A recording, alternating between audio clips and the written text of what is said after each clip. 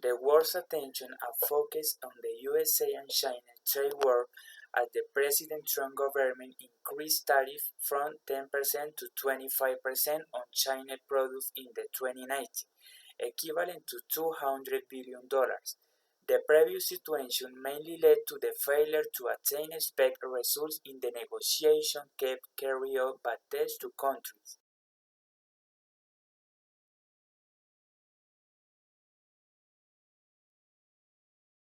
Since the time of the Cold War, the United States has always fought the forces that threaten its supremacy, and for that purpose, the United States invested billions of dollars rebuilding Western Europe in order to win competition against communist forces represented by the Soviet Union, as was helping Japan become of the world economic power and also made intervention in the many conflicts arising between the fight of capitalism against communism as happened in the wars of Korea and Vietnam, in which the USA was seeking the victory of capitalist interests. Finally, in 1991, which occasion of the fall of the Soviet Union, the United States won the long-awaited victory of the Cold War and was able to maintain world hegemony until now. However, a new threat to the USA has recently emerged, and this threat is China. China has become the world's second largest economic power, advancing that was made possible by Deng Xiaoping reforms in the 1980s. In addition, this country has set itself a goal called the Chinese Dream, which seeks to surpass the USA in 2049 in order to take the world order. And if were to be repeated again, the USA will stand in the position of avoiding this Chinese positive purpose.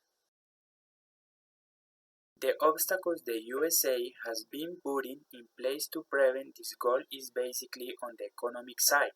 Considering that, according to World Trade Organization statistics, the USA has implemented 2,038 protection measures against China in the Bush administration and 1,834 measures in the Obama administration. In 2017, with the start of the Trump administration, the USA began to become more aggressive by making decisions not only against China but against all organizations and agreements that were supposedly not of benefit the USA. So they decided to withdraw from the Trans-Pacific Partnership, the North American Free Trade Agreement, and began to renegotiate a bilateral free trade agreement with some countries. Finally, in 2018, the USA declared its trade war on China. One of the most important reasons for declaring this war was the trade deficit. According to the statistics, the USA trade deficit with China was 14.7% in 2017. For the USA government, this was a situation it could no longer afford. Thus, the United States was determined to eliminate from the road all of China's unfair trade practices, chooses illegal subsidies over production and possible manipulation of the yuan for devaluation. On July 2018, the United States launched its fear barrier against China, estimated at 25% tariff on Chinese imports equivalent to $34 billion.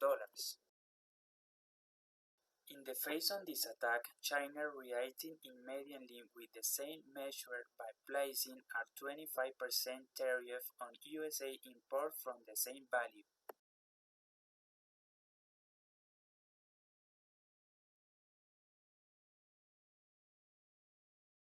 The Trump administration has labeled China a competitive, a strategic competitor and sees China and sees Beijing as wanting to reshape the world according to its own values. Now, in response, Beijing sees the United States as simply being scared of China's rise, but it's definitely true that there is a nationalistic aspect to Xi Jinping's rule here in China, with him being keen to see China regain its former power of centuries ago. Now, how does this strategic rivalry manifest itself, and in what areas? Well, we've seen it over the last 2 years on the issue of trade, with a trade war between the two countries and Donald Trump accusing China of unfair trade practices and imposing tariffs on Chinese goods. Then we saw it also in the technological realm with the United States campaign against Huawei, with the United States accusing the Chinese company of being in cahoots with the Chinese government and being a security threat. Then the United States also leading the charge on human rights issues generally,